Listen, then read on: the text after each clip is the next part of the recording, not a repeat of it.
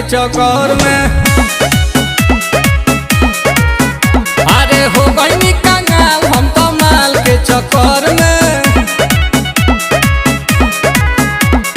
पढ़े के बेरा तो जाके घूमनी रहर में, गिर गइल बानी अब ओकर नजर में। हो गई कंगाल हम तो माल के चक्कर में।